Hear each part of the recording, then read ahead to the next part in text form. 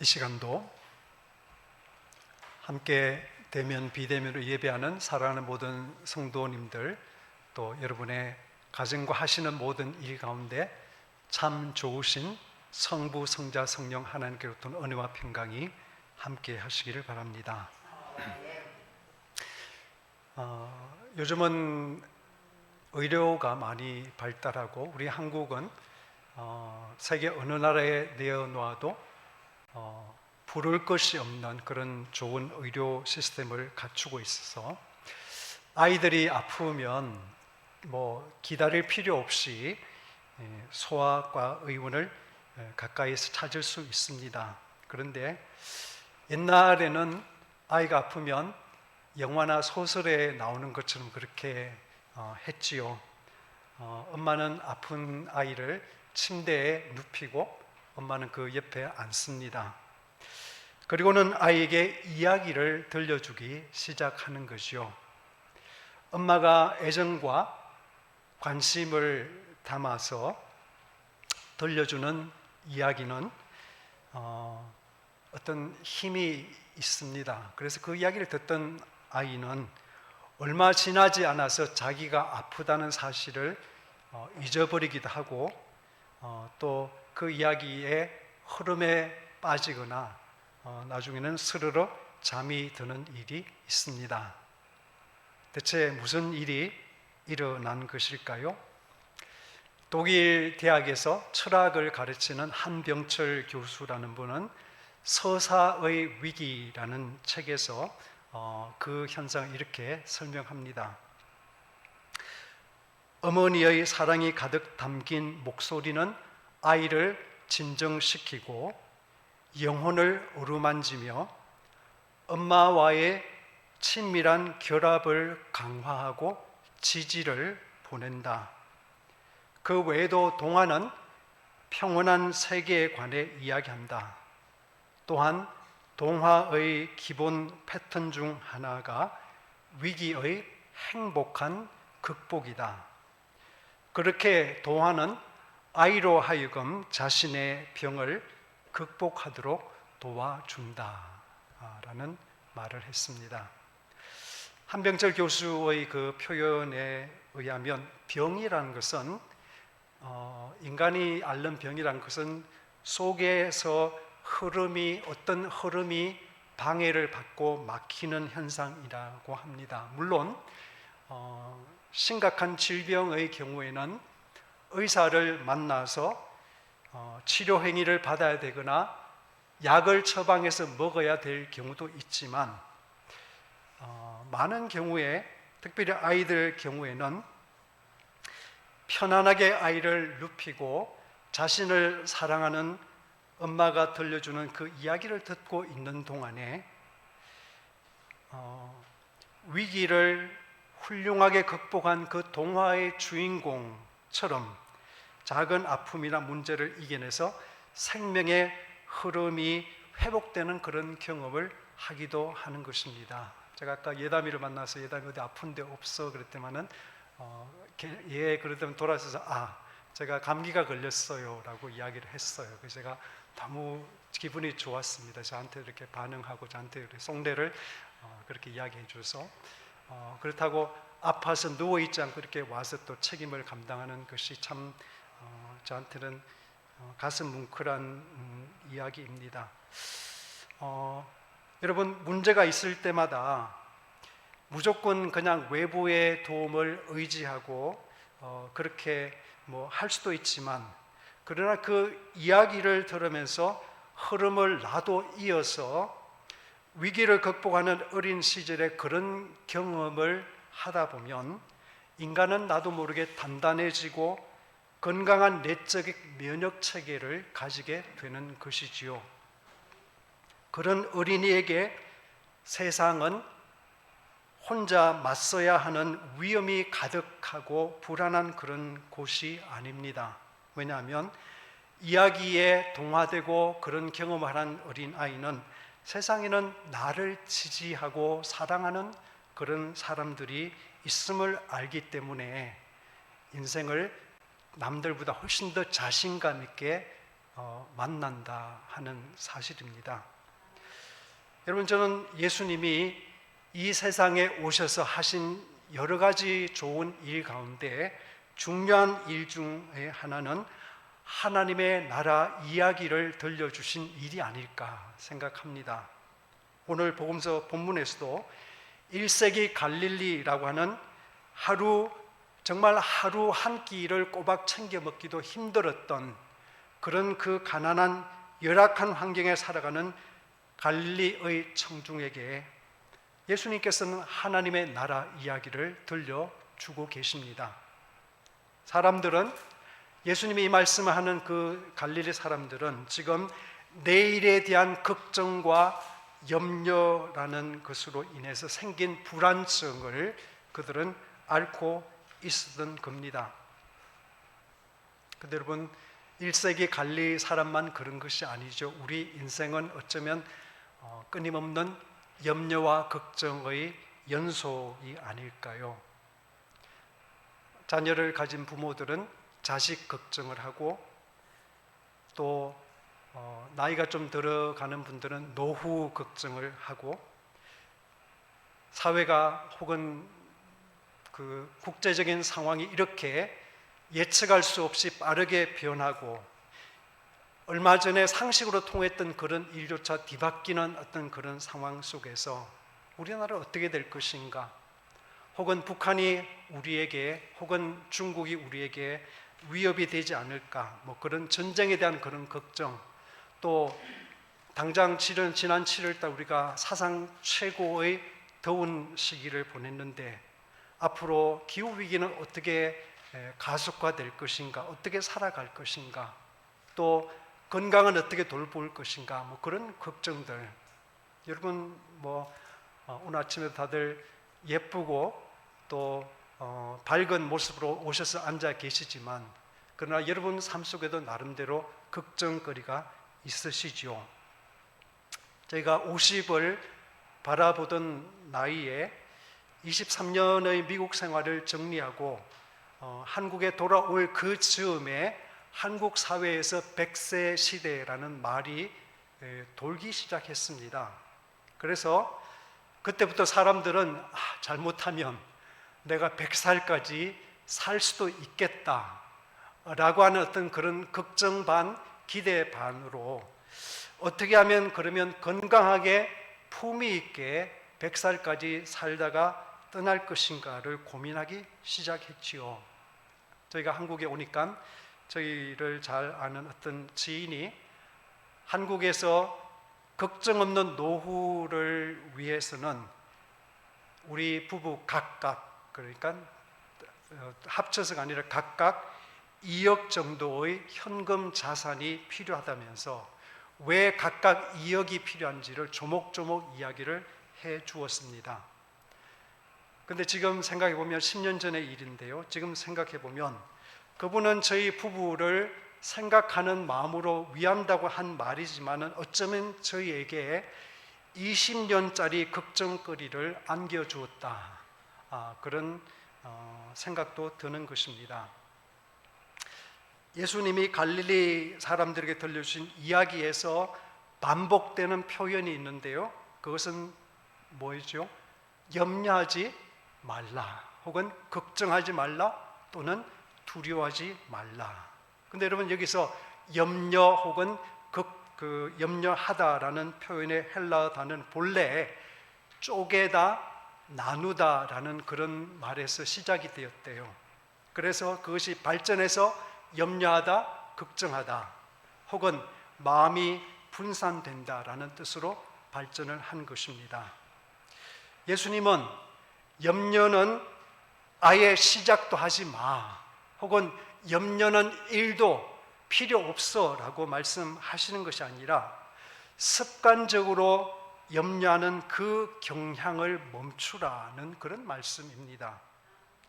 예수님은 1세기 제자들에게, 그리고 그 청중에게, 그리고 지금 예배하는 저와 여러분들에게 미래 또는 내일을 위해서 과도히 염려하는 그런 경향을 버릴 것을, 그리고 그 습관적인 염려는 우리의 마음을 자꾸 분산시켜서 오늘 내가 해야 되는 일들에 집중하지 못하게 하기 때문에 그것이 해롭다고 말씀을 하고 계시는 것입니다. 미국의 유명한 그 심리학자 가운데 어니 젤렌스키라는 분이 쓴 우리나라 말로 모르고 사는 즐거움이라는 책에서 그분은 그동안 오랫동안 그 평생 동안 그 심리학을 가르치고 임상을 하면서 나름대로 모은 그 중요한 자료를 분석해서 이런 말을 했습니다. 여러분 한번 들어보셨는지 모르겠어요. 걱정의 40%는 절대 현실로 일어나지 않는 것이다. 걱정의 30%는 이미 일어난 일에 대한 것이다. 70%예요. 걱정의 22%는 92%입니다. 22%는 사소한 고민이다. 걱정의 4%는 96%, 4%는 우리 힘으로 어쩔 도리가 없는 것이다. 오직 걱정의 나머지 4%만이 우리가 바꿔놓을 수 있는 일에 관한 것이다 라고 말했습니다. 여러분 96%는 불필요하고 우리가 관심을 가지고 집중해야 하는 것은 오직 4%밖에 안 된다는 것입니다. 그런데 우리는 96개의 쓸모없는 벽돌을 짊어지느라 내가 잘 져야 되고 소중하게 그거를 감당해야 되는 4개의 벽돌을 짊어질 수 있는 기회를 놓치거나 그 벽돌을 짊어질 수 있는 에너지를 이미 다 소진해 버리는 경향이 있다고 하는 것입니다. 불필요한 걱정과 염려로 사고의 흐름이 막혀버린 우리 인간에게 예수님은 어떤 대안을 제시하고 계십니까? 오늘 본문 말씀에 제가 세번역으로 조금 더 몇 군데 읽어보겠습니다. 예수님이 이렇게 말씀하세요. 까마귀를 생각해 보아라. 까마귀는 씨를 뿌리지도 않고 거두지도 않고 또 그들에게는 곳간이나 창고도 없다. 그러나 하나님께서 그들을 먹여주신다. 너희는 새보다 훨씬 귀하지 않으냐. 여러분 유대인들에게 까마귀라는 새는요 길조가 아니라 부정한 그런 새라서 유대인들은 까마귀를 좋아하지 않습니다. 하나님께서는 유대인들이 하찮게 부정하게 여기는 그 까마귀를 먹이신다고 하세요. 백합꽃이 어떻게 자라는지를 생각해 보아라. 수고도 하지 아니하고 길쌈도 하지 않는다. 그러나 내가 너에게 말한다. 자기의 온갖 영화로 차려입은 솔로몬도 이 꽃 하나만큼 차려입지 못하였다. 믿음이 적은 자들아, 오늘 들에 있다가 내일 아궁이로 들어갈 풀도 하나님의 그와 같이 입히시거든 하물며 너희야 더 잘 입히시지 아니하시겠느냐. 여러분 이 말씀에 이어서 나오는 그 표현이 어느 날 제 마음속에 쓱 들어왔습니다. 이런 것은 다 이방인들이 구하는 것이다. 너희 아버지께서는 이런 것이 너에게 필요하다는 것을 아신다. 두려워하지 말아라. 적은 무리여, 너희 아버지께서는 그의 나라를 너에게 주시기를 기뻐하신다. 거듭해서 예수님께서 너희 아버지께서는 이라고 말씀하십니다. 그 표현이 주초에 이 말씀 묵상하는데 제 마음속에 쓱 들어왔습니다. 여러분 예수님은 한없이 드넓은 이 세상이 너희 아버지께서 다스리시는 곳이라고 말씀하세요. 또 우리의 굴곡진 인생이 그저 수많은 우연과 나 자신의 노력과 결정에 달려만 있지 않고 하늘 아버지께서 이끄시는 그리고 챙겨주시는 것이라고 그렇게 말씀하십니다.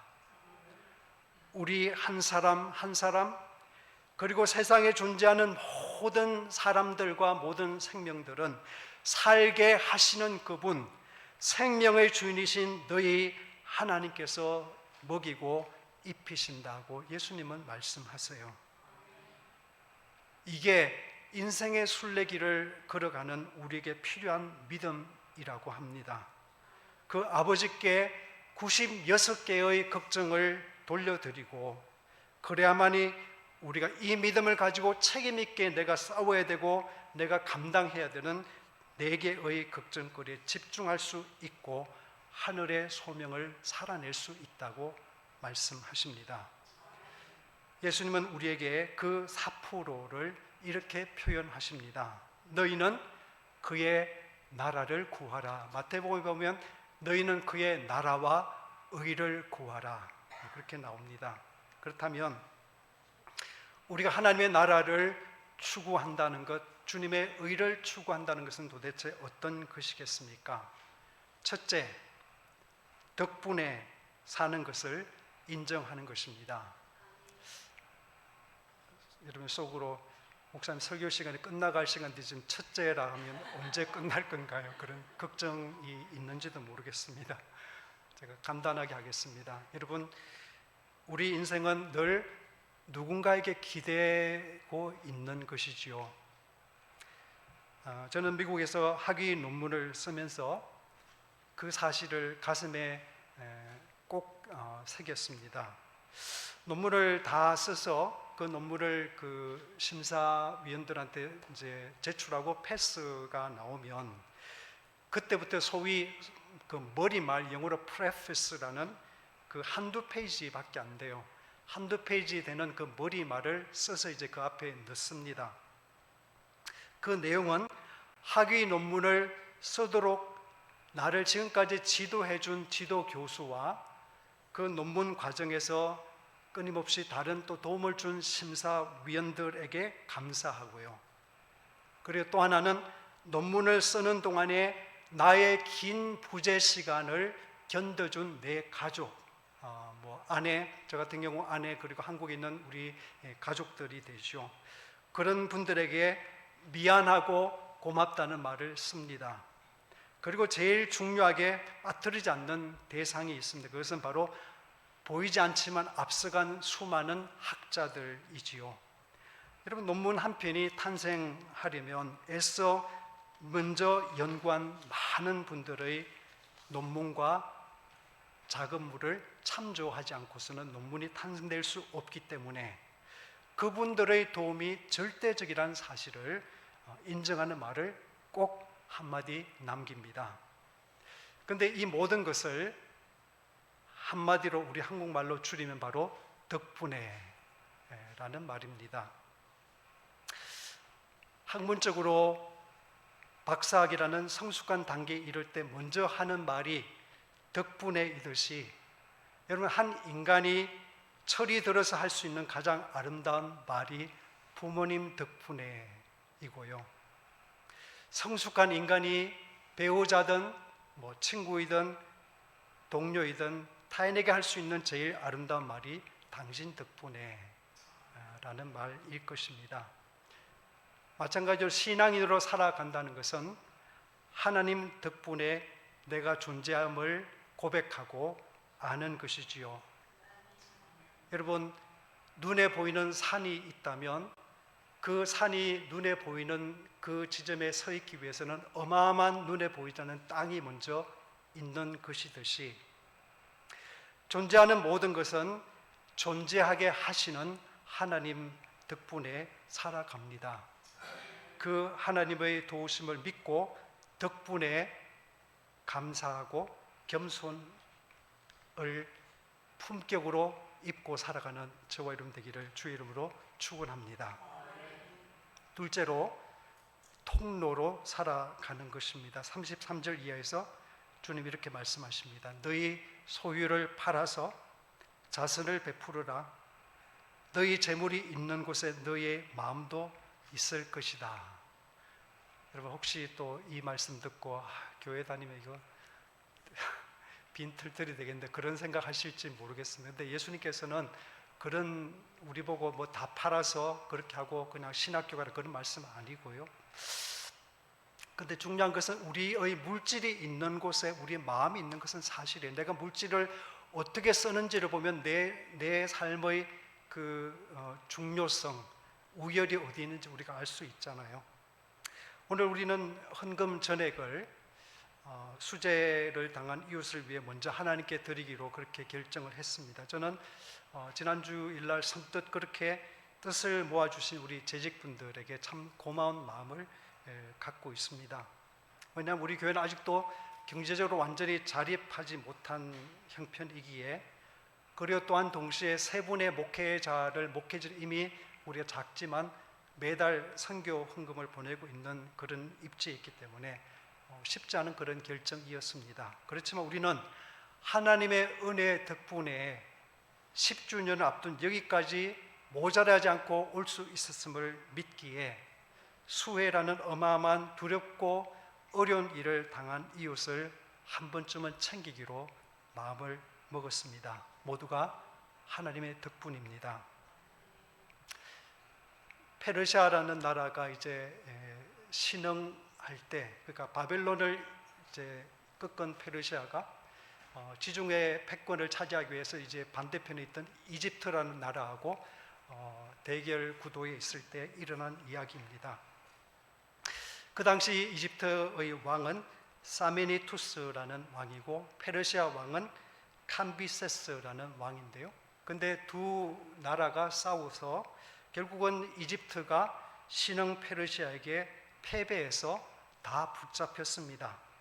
그리고 페르시아가 왕이 혹은 군대 장군들이 그리고 군인들이 이집트의 그 중요한 시가지를 개선 행진하는 모습을 붙잡힌 이 사메니투스 이집트 왕은 쳐다봐야 되는 그런 굴욕을 당했습니다.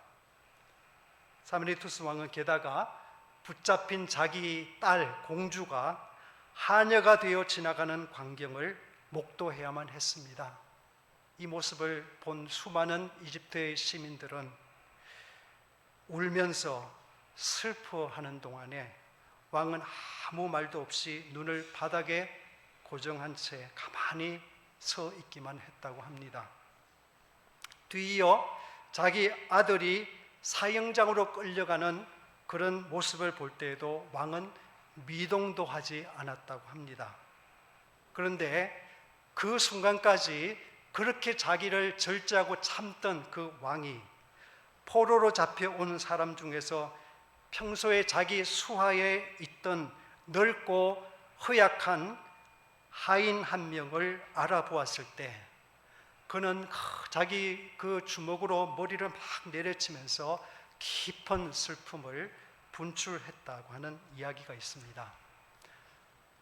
여러분 2400년 전의 이야기예요.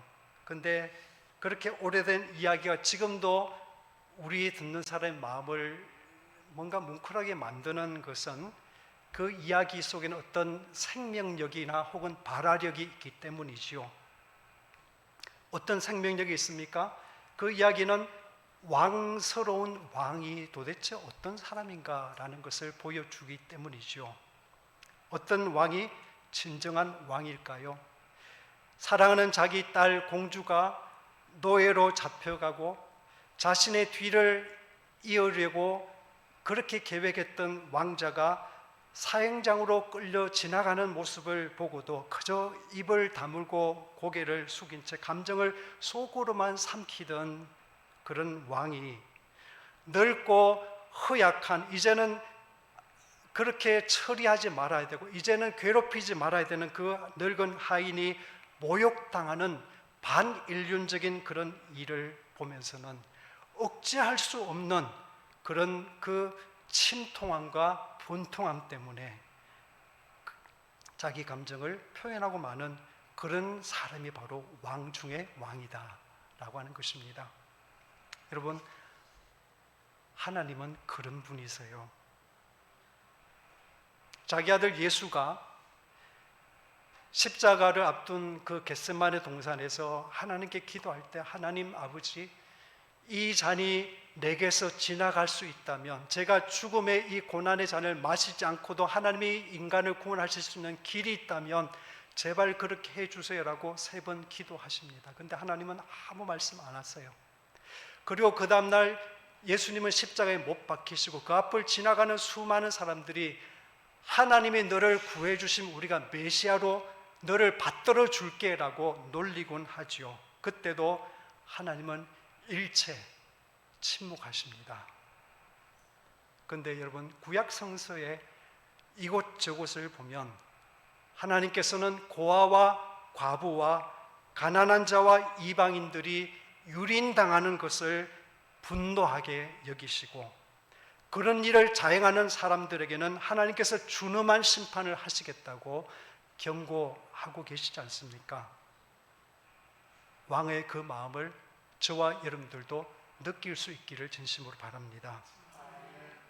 그 하나님이 저와 여러분을 통해서 세상을 복주는 일을 하고 싶으시대요. 우리의 말과 행동과 삶을 통해서 뭐 거대한 어떤 그런 것이 아니라, 우리 재산을 뭐 팔아가지고 차를 팔고 그런 거 아니라, 우리의 표정을 통해서, 우리의 말 한마디를 통해서, 그렇죠? 우리가 건네는 따뜻한 말 한마디를 통해서, 우리가 잡아주는 그 한 번의 손을 통해서 주님께서는 하나님을 알지 못하는 사람에게 하나님의 대체 어떤 왕이신지, 그분을 믿으면, 그분을 의지하면 우리 안에 어떤 능력이 생기고 어떤 소망이 있고 어떤 풍성함이 우리의 것이 되는지, 그런 것을 알리고 드러내고 싶으시답니다. 그래서 우리를 부르셨습니다. 이 얼마나 존귀하고 소중한 소명이며 책임입니까? 여러분, 병이 흐름의 막힘이라면 물질과 시간과 재능을 나만을 위해서 혹은 내 가족만을 위해서 다 써버리는 것이 아니라 누군가를 위해서 소중하게 일부를 흘러가게 하면 우리는 그만큼 건강해진다 라고 하는 것이 예수님의 말씀입니다. 바라기는 덕분에 라고 말하면서 이웃에게 하나님께 감사하는 겸손한 삶, 왕의 마음을 안타깝게 만드는 그런 사람들에게 그 왕의 아픈 마음을 전하는 복의 흐름으로 사는 삶, 이 2가지를 잘 감당하라고 나머지 96개의 벽돌을 내가 책임질 테니까 너는 4개만 들으라고 주님은 말씀하십니다. 그렇지 않으면 우리는 쓸데없는 그 96개를 들고 다니라 그 모든 것에 걱정과 염려로 자신의 에너지를 몰빵할 수밖에 없는 것이 우리 인생임을 잘 알고 계십니다. 누군가 이런 말을 했어요. 어제의 비로 오늘의 옷을 적시지 말고 내일의 비를 위해 오늘의 우산을 펴지도 말아라. 지나간 일에 마음을 빼앗기지 말고 지나간 일에서 다만 지혜를 얻어서 오늘을 잘 살길 바랍니다. 또 일어나지 않을 내일의 일을 걱정하느라 오늘 여기에 내게 주어진 그 가능성, 사명의 길을 놓치지 않고 하나님의 은혜의 세계를 한껏 살아내시기를 바랍니다. 내 인생에 하나님의 복되고 온전한 그 큰 구원의 이야기의 일부임을 기억하여서 오늘을 힘차고도 의미 있게도 용기 있게도 살아낼 수 있는 그런 하나님의 자녀가 되시기를 주의 이름으로 축원합니다. 그리하면 모든 지각에 뛰어난 하나님의 평강이 그리스도 예수 안에서 우리의 마음과 생각을 지키실 줄 믿습니다. 기도하겠습니다. 너희 아버지께서는 이런 것이 너에게 있어야 할 것을 아시느니라. 주님의 이 말씀에 기대고 살아서 쓸데없는 염려와 걱정으로 막힌 생명의 흐름을 회복하길 바랍니다. 갈래갈래 나누인 저의 마음을 진리와 위로의 성령님께서 모아주고 도와주셔서 하나님 나라를 이 땅에서 심고 실현하는 근사한 일에 저희를 드릴 수 있도록 도와주시옵소서. 주님 예수 그리스도 이름으로 기도드립니다. 아멘.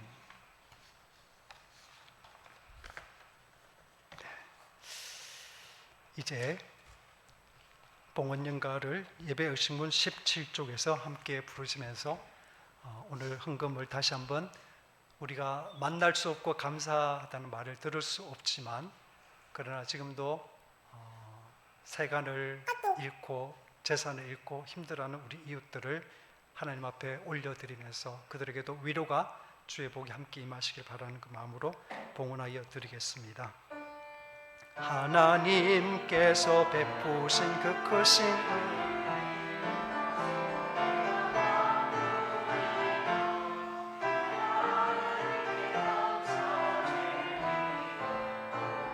주님의 이름을 부르리다. 님께서 주신 구원의 잔 들고서 주님의 이름을 부르리다. 하나님의 모든 백성 앞에서 주님께서 약한 것 지키리라.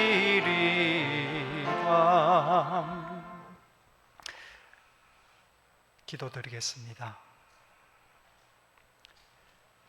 아버지, 오늘도 아버지 은혜 덕분에 우리가 산자의 땅에 속해서 신선한 8월 중순에 아침 공기를 맞게 하심을 감사드립니다.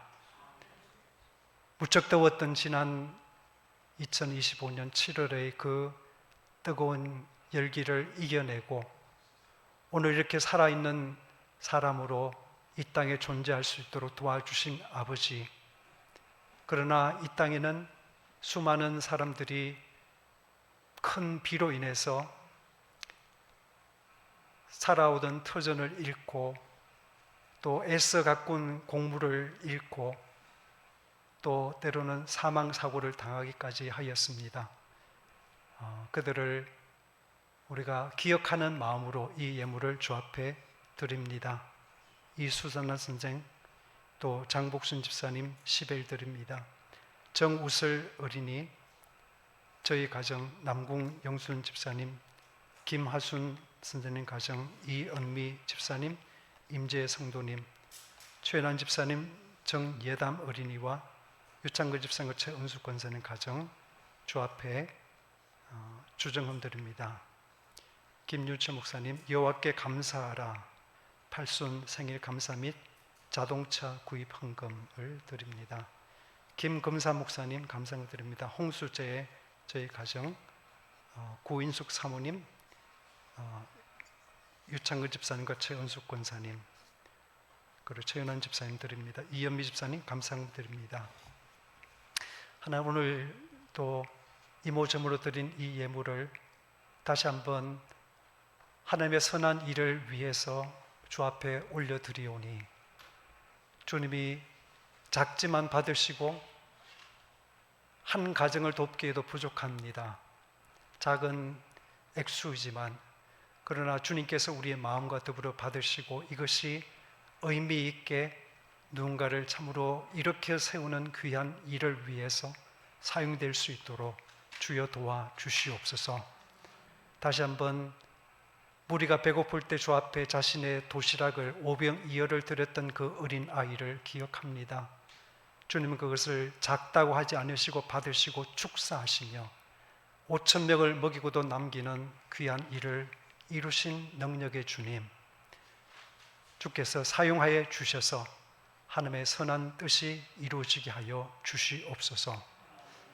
아버지, 시간에도 또 육신적으로 연약함과 싸우고 또 삶의 여러 가지 문제와 더불어 싸우는 우리 교우들, 우리의 또 일가 친척들 있습니다. 주께서 일일이 기억하시고 그들이 그 아픔과 어려운 상황 속에 모든 것을 다 함몰시키지 아니하고 그럼에도 불구하고 하나님의 손이 짧지 않으시며 그럼에도 불구하고 하나님의 사랑이 그들을 향해 서 있음을 기억함으로 오히려 그 아픔과 힘든 상황이 하나님의 은총이 유입되는 아름다운 통로가 되게 하여 주시옵소서. 강건하게 하시고 그들에게 필요한 대로 공급하여 주시옵기를 간절히 소원합니다.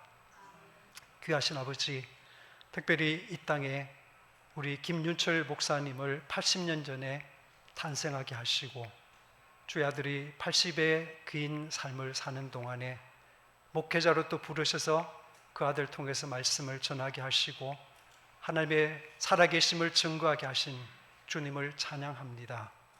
주의 아들이, 그리고 또 우리 교회 함께 섬기는 김금산 목사님, 또 강혜기 목사님, 그 사랑하는 아들, 딸이 하나님 앞에서 열심을 품고 주님을 섬겼던 그 삶의 모든 순간순간에 함께 하셨던 주님, 사랑하는 주의 종들을 주께서 부르시는 그날까지 하나님의 크신 품에 안아주시고 주의 능력의 팔에 붙잡아 주셔서 주의 종들로 하나님의 살아계심을 드러내게 하시고 하나님의 사랑을 표현할 수 있도록 붙잡아 주시옵소서. 사랑하는 종들이 일주일 동안 또 행하는 모든 그 삶의 현장에서 주님이 남은 이 더위 시간 동안 지치지 않도록 도와주시고 우리가 하나님의 큰 이야기의 일부가 됨을 기억할 때마다 우리에게 주시는 귀한 의미와 용기가 솟구칠 수 있도록 성령님 친히 공급하신 예비하신 힘으로 우리에게 허락하여 주시옵소서.